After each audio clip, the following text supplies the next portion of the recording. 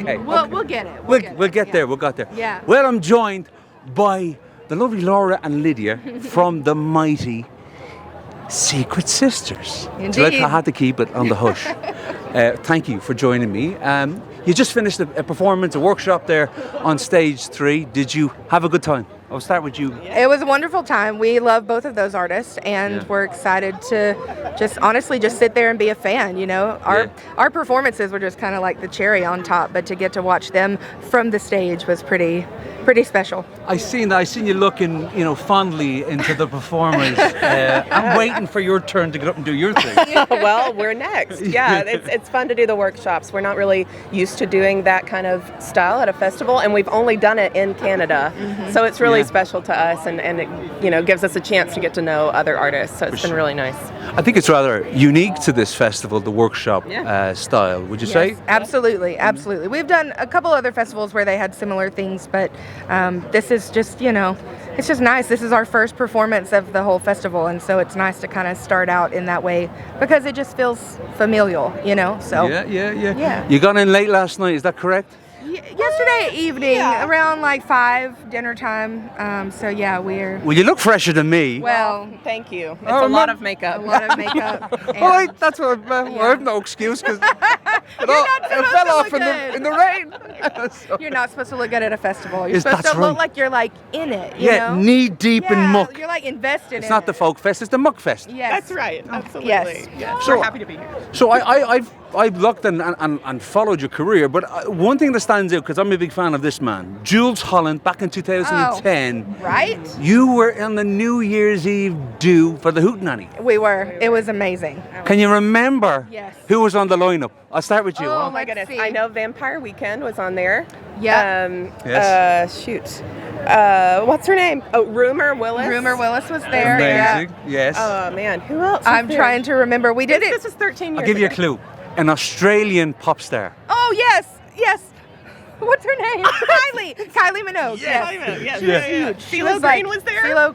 Was he there? Yeah, he was. He was He there. was there. He Isn't was that there. weird? It's so weird. I feel like that was another lifetime or a different existence. Really? Yeah. Yeah. That was actually the first time that we ever went overseas. We had never flown internationally or gone to any foreign country. And they said, you really have to go do this thing called Jools Holland hootenanny. We were like, what is that? It's a big And they were deal. like, it's a very big deal. You cannot say no. And so we got passports expedited and we flew over there. And I remember I was still in like a haze from like the medicine that I had taken to sleep on the plane, and I was so jet lagged. I was like, I don't even know how to function, and I have to do this pretty important thing. Yeah, and that's what broke us, I think, over there.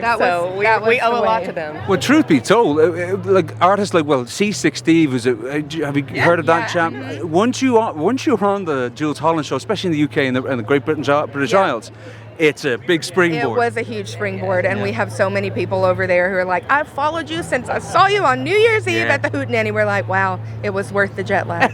So it paid off in the end. Absolutely. Yeah. So Quicksand, you've recently released the EP, but a little birdie tells me there's something to look forward to. There certainly is. Yeah, we just made our 5th record. In Muscle Shoals, Alabama. We've never made a record there, even though we're from there. And it's gonna. I know it's messed up. I know. So it's gonna be released early next year sometime. So we've got that to look forward to. Yeah, thank you. Yeah. So I was going to ask you, like, do you prefer doing small, intimate venues, or are festivals where it's at, or is it a mix of the two? What would be your preference? I think it's a mixture of the two, and it just depends on how it's done, because certain festivals, especially folk festivals, I feel cater to the more like stripped back. We don't travel with a full band usually, and so that these places just feel more open to that kind of quieter, more intimate feeling. If you're gonna have a festival, this is like the ideal situation because they're listening. You can feel that they're listening. They're here. They're not just out there, high as a kite or drunk out. I mean, they may be, but they're very respectful. They're very respectful, and you can tell that they're invested and they know who you are and they're listening. And so, I mean, if you get a festival like this, then that's pretty great too. Amazing. I have to ask, being an Irishman, is there any Irish blood flowing through you? We do have Irish. We do have Scots Irish heritage. I don't know. I couldn't trace it back very far, but I won't hold you to it. Don't worry. You know what? I gotta One get on day, Ancestry.com and look around. Yeah. one day, I'm gonna trace it all the way back. Have you played Ireland before? Yes. Oh yes, Oh, says yes. she. Oh, yes. I have a very specific memory of playing in Belfast Yeah. years and years ago. And, you know, we thought nobody's going to come to this show. They don't know who we are. We got there and it was packed wall to wall with lots of precious old Irishmen. And they are rowdy. I mean, rowdy. And they were like so into it. And My granddad was probably there. Probably. And they like brought us each a cup of Guinness, which we aren't beer drinkers, and they brought it to us. They were like, drink. And we So were we like, had to pretend to like it. We were I like, know. Hold on, a cup of Guinness. I know, I a know. huge, It was like huge. frothing, sloshing cup. That's beautifully. It was. You know I your know. lyricist. Yeah. A frothy, I know. sloshy cup. I know that was a token of sincere, like love and affection from them. So No, that was respect to you. yeah, that was a nice gesture. And every time we've played there since, it's been fantastic. The crowds are just very aware of what we do, and I think so much of the music that we as Americans, you know, kind of gravitate towards, it all comes from there. I mean, I really believe so much of folk and root music is Yeah. like, it goes straight back to Ireland. I mean, it does.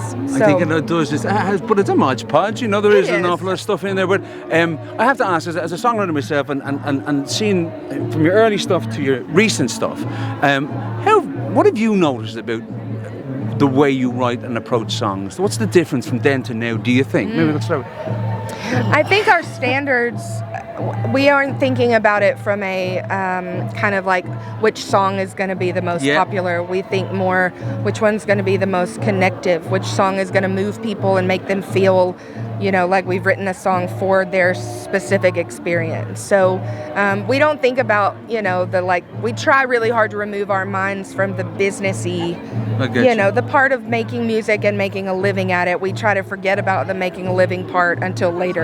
Yeah. And when we're we writing, try to write songs that will Yeah. find people who will eventually grow and build an audience for us. And we want our music to resonate with people more than anything. So.